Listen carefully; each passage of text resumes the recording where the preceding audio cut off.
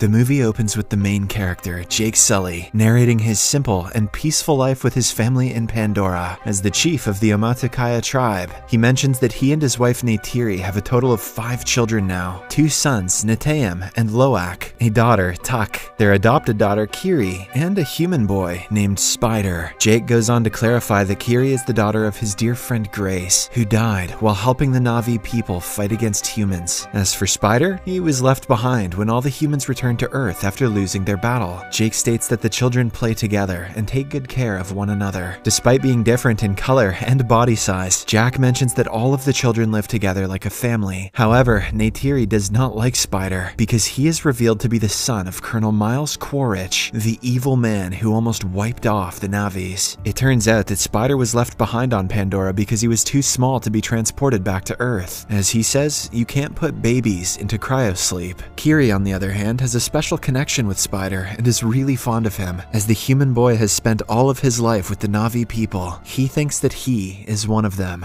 One night, when Neytiri and Jack are talking, they notice some bright spaceships in the sky. Suddenly, the spaceships approach them and start wreaking havoc. The Omatakaya habitat is torched with flame, resulting in widespread destruction and deaths of many animals. From the spaceships, a group of soldiers with robotic artillery emerge and finish off whatever else is left of the place. Neytiri and Jake, who are watching from afar, are shocked to learn that it is an RDA spaceship carrying humans who are there to colonize Pandora and build another main operating station. The scene then shifts to one of the human laboratories where scientists have successfully created a Na'vi clone of the Colonel. He has been fed with the memories and data that were collected prior to his death. Because of this, the Colonel's clone knows everything, except who killed him and how. Along with the Colonel, the scientists have also manufactured the clones of other soldiers who were present during their previous attack on Pandora. As a result, the Colonel and his men are hell-bent on destroying the Omatakaya, and, in particular,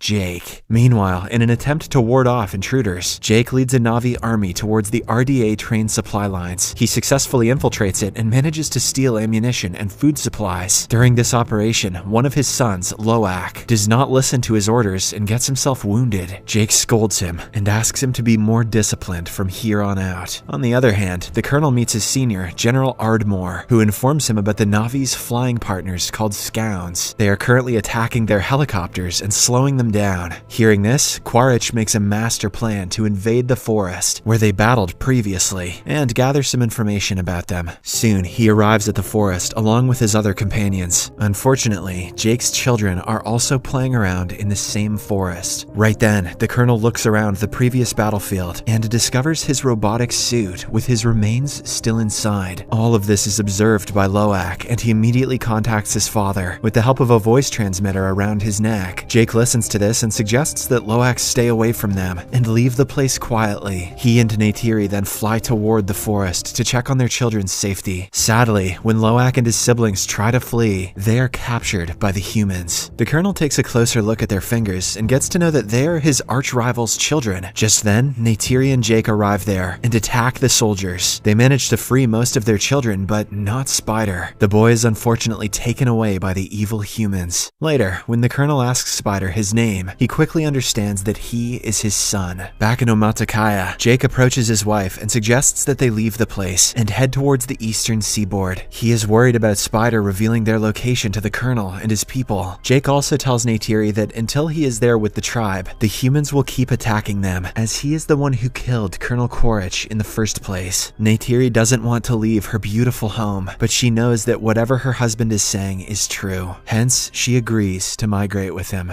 On the other hand, General Ardmore dishes out some cruelty on Spider by placing him in a rotating machine. Yes, put him in the little naked human spinning machine. That'll make him talk. He tries to extract important information from the boy, but to no avail. Spider is too loyal to his Na'vi parents, and he just won't budge. Surprisingly, the Colonel cannot see his son in this state, so he immediately stops the spinning machine. He then approaches the General and tells her that he will handle Spider in his own way. Later, he meets the boy in a separate room and reassures him that he's is not a bad person. He also discloses that he's here to take him back to Earth. This warms up Spider's heart, and he eventually agrees to provide him with the information he wants. In the next scene, Jake and his entire family leave their native home and fly away on their scouts. After flying for a few days, they finally arrive at a place called Metkaina, where another Na'vi tribe lives. Surprisingly, the Na'vis living here are fainter in color, and they prefer to stay in the water. Seeing Jake and his gang, they start making fun of their appearance. Soon, the head of the tribe, Tonowari, arrives with his wife. He feels skeptical about Jake and his family, and mentions that they are not suited to survive in the water. However, desperate to save his family, Jake promises that they will adapt to the place in no time. He then reveals how they are being chased after by some humans. Hearing this, Tonowari finally agrees to let them stay, and provides them with shelter. He also asks his children to teach Jake's children how to swim, and use their special creatures to move around the water. Obliging to the request, Tonowari's children take their new friends to the ocean and start showing them the basics. Meanwhile, the ever-so-mischievous Loak tries to connect with a sea creature, but loses control and falls into the water. Seeing him, Tonowari's children start laughing. As all this is happening, the girl Kiri can be seen deep inside the ocean. Surprisingly, she has adapted well to the place, and can even control some sea creatures. Mysterious and convenient. The following day, while Kiri is meditating underwater, Tonowari's son, Aonang, and his friends approach her and start making fun of her, calling her a freak. Because of this, Loak arrives and punches Aonang. Aonang doesn't take this sitting down though, and starts clapping some ass with his thick tail. Later, when Jake finds out about the incident, he angrily orders his son to go and apologize to Aonang, as he is the clan leader's son. Reluctantly, Loak agrees and says sorry. Although Aonang forgives him in front of the others, deep down he is still angry. So, in order to teach Loak a lesson, he takes him to a scheduled location on the pretext of swimming. Loak is completely oblivious that there are dangerous sea predators in the area. A while later, when Loak is fishing, a large predator swims at him rapidly. Terrified, afraid, Loak looks around for help but fails to find anyone. But just then, a humongous creature named Payakan comes to the rescue. It swiftly kills the predator with the help of its wide head. Here, we get to know that Payakan is a tulkun, a peaceful and intelligent creature. There are thousands of tulkuns in the sea, which the Metakaina regard as their spiritual family. Payakan is the largest and mightiest of them all. In the meantime, Loak is rescued and brought to the surface by Payakan. The latter also helps the creature by pulling out some harpoons, which were apparently hurting it. With this, the two create a beautiful bond and befriend each other. Loak even climbs through his blowhole. It's disgusting. Later, when Loak reaches land, he is called up by Tonowari. The strict leader has found out about his son's shenanigans and wants Aonang to apologize. However, the selfless Loak accepts responsibility for his actions and lies that Aonang had nothing to do with it. This finally makes Aonang understand that the new Na'vis are not so bad after all. After some time, Loak reunites with his brother and friends and explains how Payakan saved his life. To his surprise, no one believes him. Instead, they reveal that Payakan is a killer, and that's why it was abandoned by the other Tulkuns. On the other hand, Spider briefs the Colonel about some Na'vi culture and takes him to the Hallelujah Mountains to select a scoun for him. At first, the Colonel struggles, but soon he gets the hang of it and flies around. Shortly after, he also gets information about Jake's possible location and heads towards the Metkaina Reef with his army. On arriving, he confronts some of the Zoras and inquires if they know Jake. When the Na'vis say no, the evil humans kill one of them and also burn their houses. Despite this, the Na'vis stand by their statement. Left with no options, the Colonel signals his team to go for Plan B. Now he wants to kill the Tulkuns in large numbers, hoping that this will finally draw out Jake. But there is another advantage to killing them. The Tulkuns have a precious liquid inside their brains, which can increase the longevity of life. On Earth, a single liter of this liquid will go for millions. Space whale brain goop, the only resource more valuable than unobtainium. Soon, some hunters start chasing after the sea monsters. They strike numerous trackers into them and render them unconscious. In a heartbreaking scene, we can see a mother Tulkun brutally laid to death, while her offspring lays by her in shock. The humans eventually leave, with the trackers still inside the Tulkuns. When the Metkaina discover that their friends are getting killed, they become angry and decide to engage engage with the attackers. However, Jake calms them down and mentions that they need to inform the Tulkuns about the trackers first. This is the only way that they can prevent a future strike. As soon as Loak hears this, he leaves to inform his best friend Payakan about it. Aonung and a few other locals also join him. After a while, they eventually meet Payakan and prepare to pull the tracker out of him. But just then, the colonel and his hunting crew arrive in their whale ship. After seeing them, Loak connects to his father and informs him about the situation. In the nick of time, he and his friends also manage to pull the tracker out from Payakan's body. After this, they hide underwater while the colonel's crew starts looking for them. Meanwhile, Jake approaches Tonowari and informs him that their children are missing. This worries the latter, and he quickly orders his people to prepare for war. Jake and Neytiri also grab their weapons, and soon all of them collectively head towards the battlefield. On the other hand, the colonel orders his crew to launch their attack on the Tulkuns and find Jake's children. After searching for a while, they eventually find Kiri and Tuk and capture them in a net. Loak tries his best to tear the net, but gets himself pulled to the whale ship with it. Soon, the colonel arrives and cuffs them to the railing of the ship. He then takes Loak's color transmitter and asks Jake to surrender for the safety of his children. Having no options, Jake agrees to his conditions. At the same time, Payakan notices his best friend Loak handcuffed to the deck and decides to save him. In a risky move, he suddenly jumps onto the deck and starts moving his massive fins. This throws away a lot of soldiers and obliterates the ship. Taking advantage of the distraction, Jake and the Metakaina also launch their attack on the colonel and his army. They want to save their children, but they also want revenge. Meanwhile, Spider breaks the controller of the whale ship, causing it to strike the rocks and allow water to fill inside it. Next, Jake and his eldest son Neteyam quickly climb the deck and free Loak, Tuk, and Kiri. Then they order the children to return to safety, but Loak refuses. Instead, he decides to save his adopted brother Spider. Neteyam also joins him, and after a bit of searching, they find Spider. When they are about to leave the ship, the colonel notices them and opens fire. Unfortunately, Neteyam gets hit by one of the bullets and is severely injured. Loak and Spider immediately take him to the shore to their mother, but because of the excessive blood loss, he passes away. Seeing her son die right in front of her eyes, Neytiri starts crying and screaming loudly. Meanwhile, the evil colonel manages to capture Kiri and Tuk using his scown. He later connects with Jake and reveals that both his two daughters are with him. After getting this information, Jake somehow calms Neytiri down and persuades her to join him and save their daughters. The latter obliges, and filled with rage, she calls her scown, grabs her bow and arrows, and goes flying towards the ship. Soon, Jake approaches the ship and causes an explosion, killing the colonel's men. Neytiri also arrives there and starts shooting arrows at the remaining humans, killing them all instantly. Meanwhile, Jake finds his little daughter, Tuk, and frees her. But at the same time, the colonel also shows up. He is holding Kiri at knife point. He threatens Jake to put down his weapons, and the latter reluctantly does so. In the meantime, a vengeful Neytiri captures Spider and threatens to kill him. At first, the colonel mentions that he has no relationship with Spider, but when Neytiri makes a small cut in the boy's chest, he immediately leaves Kiri. With this, Neytiri and her family prepare to leave, but the colonel mentions that he will again hunt Jake down and kill him.